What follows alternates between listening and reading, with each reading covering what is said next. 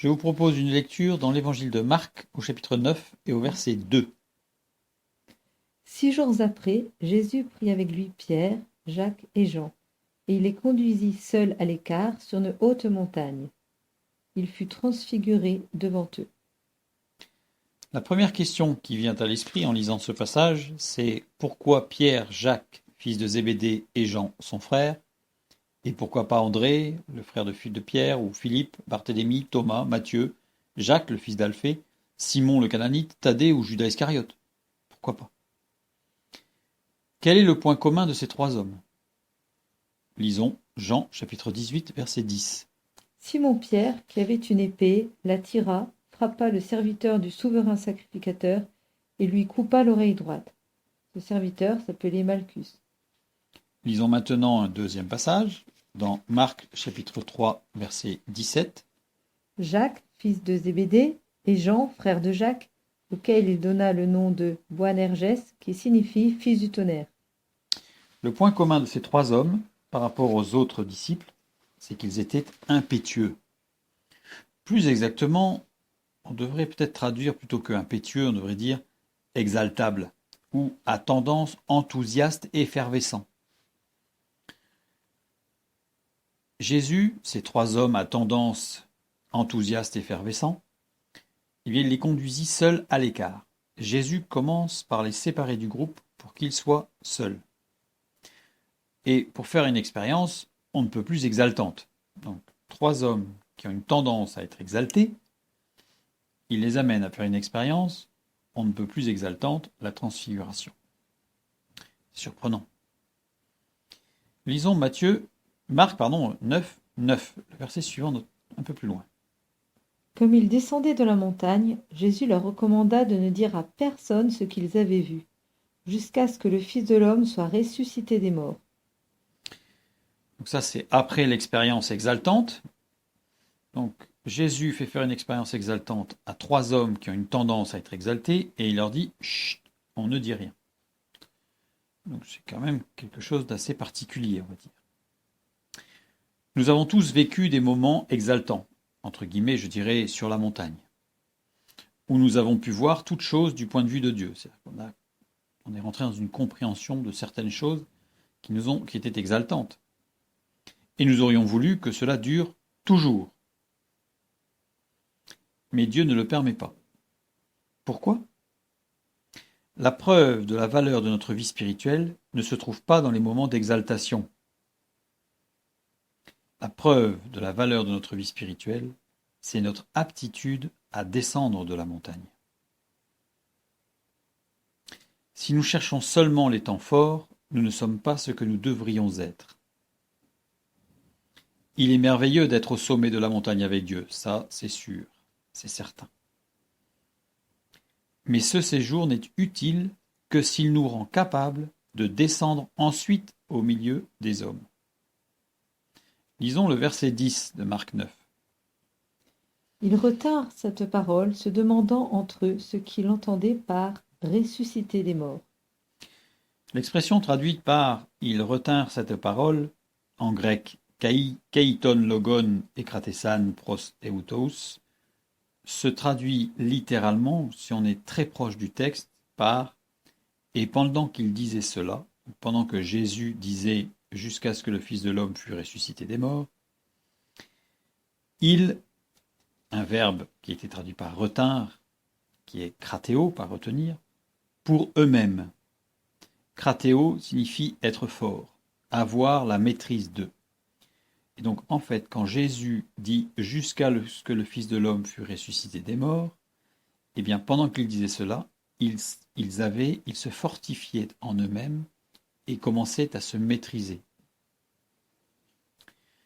Jésus demande de garder l'intimité de nos temps forts avec lui.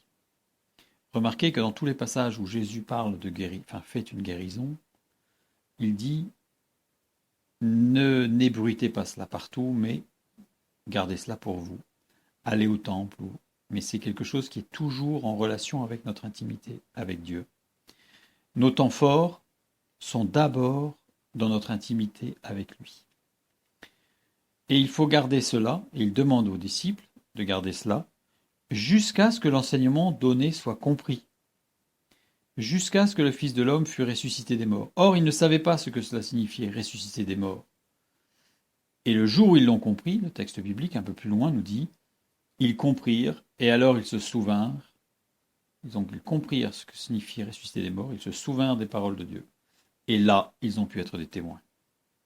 Prenons garde aux bénédictions de Dieu que nous n'avons pas pris le temps de digérer. Donc, Dieu demande de garder l'intimité jusqu'à ce que l'enseignement donné soit compris. Ce n'est que comme cela que nous nous fortifierons. C'est pour ça qu'il emploie ce verbe. Kratéo, qui veut dire se maîtriser, devenir fort, se fortifier. Et ce n'est que en faisant cela, en gardant cette intimité, que nous nous fortifierons et que nous pourrons descendre de la montagne avec assurance pour témoigner. Ce qui est le but de ces moments forts avec lui. Nous ne sommes donc pas faits pour vivre continuellement sur les sommets, sur la montagne. Nous pouvons y séjourner seulement un certain temps. Nous devons ensuite demeurer dans l'intimité de Dieu. Et alors nous serons prêts à témoigner de sa grâce dans nos vies, en bas de la montagne, dans la vallée. Car nous aurons été renouvelés dans la compréhension de l'œuvre de Dieu en nous, pour nous et par nous. Nous sommes faits pour vivre dans la plaine, aux prises avec le terre-à-terre de l'existence. C'est là que nous serons utiles entre ses mains, pas à rester en permanence sur la montagne. L'égoïsme spirituel nous fait désirer d'être souvent sur la montagne. Mais nous sommes faits pour vivre dans la plaine. Les moments d'exaltation exceptionnels, les moments forts, ont cependant leur place dans notre vie avec Dieu, bien sûr. Mais veillons à ce que notre égoïsme spirituel ne nous pousse pas à les rechercher exclusivement. Relisons Marc, chapitre 9, le verset 10. Et pendant qu'ils disaient cela, ils se fortifiaient en eux-mêmes, se demandant entre eux ce que c'est que ressusciter des morts.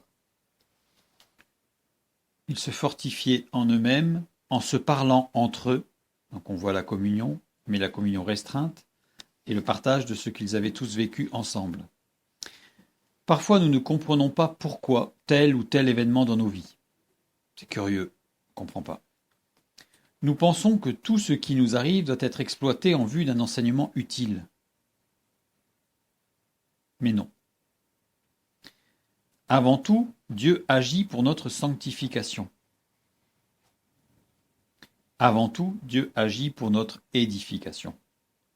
C'est-à-dire que tout ce qui nous arrive n'a pas forcément pour but de nous apprendre quelque chose dans notre compréhension, mais de nous faire grandir dans la sanctification. Et comme les disciples, ils ont grandi dans la sanctification, ils ont grandi dans l'édification, mais ils n'avaient pas encore tout compris, ils l'ont compris plus tard. Tout doit conduire à notre fortification, nous devons nous fortifier. C'est là le but de toutes nos expériences avec lui. Même ce que nous ne comprenons pas, et ce que nous ne comprenons pas peut-être pour l'instant, peut-être ce que nous ne comprendrons jamais, peu importe. Le séjour sur la montagne n'a pas pour but de nous instruire, mais de nous façonner. Les moments forts avec lui n'ont pas pour but de nous instruire, mais de nous façonner. Il est dangereux de se demander à quoi cela sert-il ? Dans le domaine spirituel, on ne peut pas faire de calcul de rentabilité. Cette expérience est plus rentable que celle-ci. Elle apporte plus, parce que tout ce que fait Dieu est parfait. Nous savons que Dieu, en tant que souverain, est présent en arrière-plan de tout ce qui se passe. Rien ne lui échappe. Et dans tout ce qui se passe, Dieu a un but. Il ne fait pas les choses ni au minimum, ni au rabais, ni pour récupérer la situation, mais toute chose est prévue à un but et atteindra ce but. Et pour nous, ce but, c'est la sanctification, et ou, puisque ça peut être en même temps, l'édification, et ou la fortification. Donc toute expérience que nous allons faire, tout ce que Dieu nous permet de faire, nous amène à faire, y compris lorsqu'il nous accorde des moments passés au sommet de la montagne, il y a toutes ces expériences, et je répète, y compris celles qui sont au sommet de la montagne, des moments forts d'exaltation, ont pour but notre sanctification, notre édification, notre fortification. Amen.